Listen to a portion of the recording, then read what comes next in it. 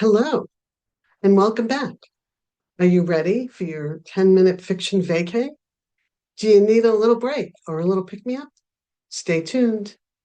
My name is Marie LeClaire, and I'll be reading chapter 6 from my novel, The Last Yard Sale. You can get it free from Amazon and other booksellers.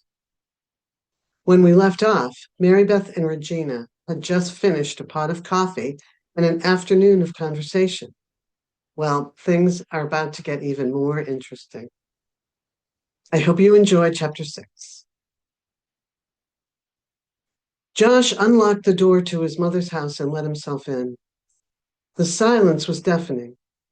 He wandered through the house, tears welling up in his eyes at every turn. There was her favorite reading chair, with a small bookcase that doubled as an end table.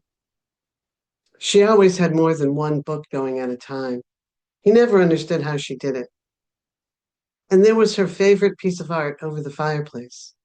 It was a painting done by a local artist 100 years ago of Pomroy's town common. It included this house back when cars were a rare sight.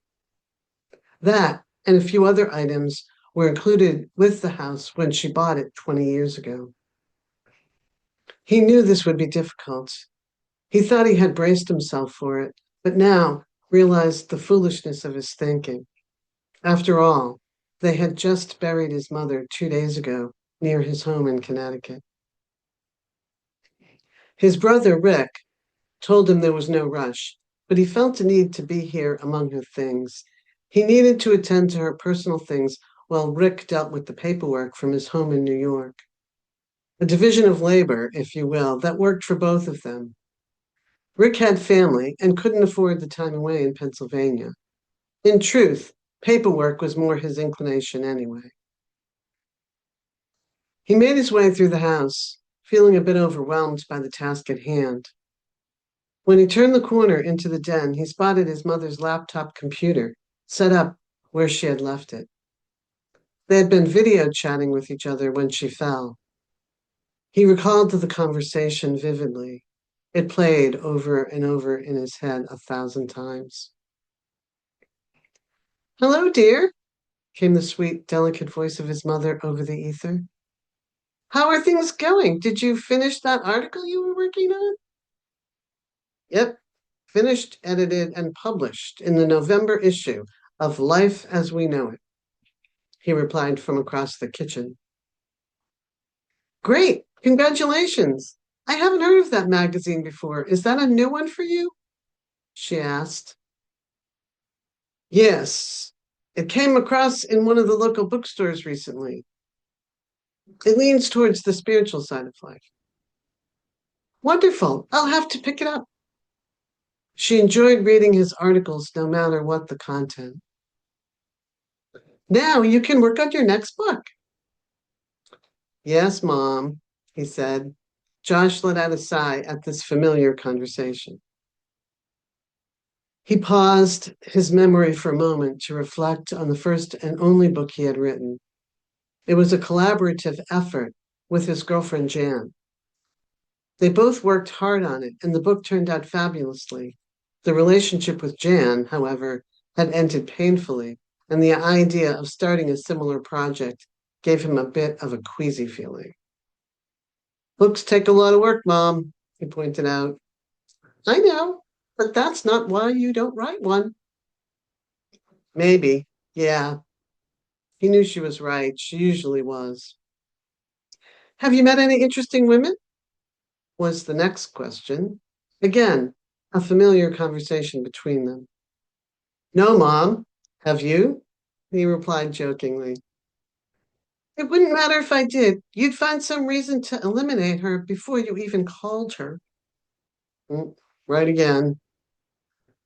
"Nonetheless," she went on, "the cards this morning said you were going to meet a new love, the Two of Cups, a lovely card about soulmates." "Anything's possible," he said. He always took her words seriously. He knew his mother had a gift for reading the cards, and he had appreciated her insights over the years. This time, though, it certainly seemed unlikely. But right now, nothing's cooking, and I don't know that I'm up for a relationship right now anyway. He hadn't been interested in a relationship since the one with Jan had exploded. I'll keep my eyes open, though. As will I, she said with a grin. The cards also said that you would be experiencing a loss soon. Josh felt an immediate twinge in his gut. His mother was old, and despite her good health, he knew sooner or later her walk on Earth would be over. The phone rang in the background. Sorry, she said. I have to get that. I'm expecting a call. As she got up, Josh saw her stumble. He heard her hit the floor with a sickening thud. Mom! Mom! He yelled frantically into the computer. Instinctively, he called 911, momentarily forgetting that he was in Connecticut and she was in Pennsylvania. Thankfully, the operator connected him quickly with the local agency emergency line in PA, and an ambulance had arrived within minutes. Josh had stayed on the computer and was able to talk to the medics when they arrived. She was conscious when they loaded her into the ambulance and admitted her to a hospital in Philadelphia. In the hospital, things had gone from bad to worse. Within 4 weeks, his mother was gone. And here he was, walking through the things that had made up her life. Thinking about getting rid of them took his breath away. He wondered how anyone ever did this. Where would he start? He had seen signs from time to time for estate sales and wondered if that was the way to go.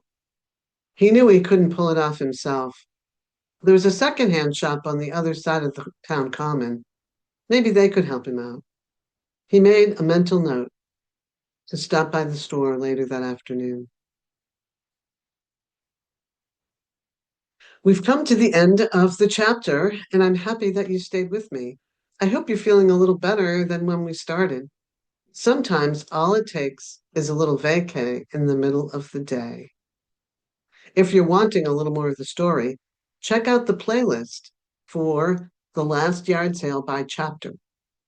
There are a lot of other stories here on my channel to listen to as well. Or you can check out my website, marie-leclaire.com. You can find my novels directly on Amazon also. The links are in the description below. And please like and comment before you go. See you at the next vacay. I wonder where that will be.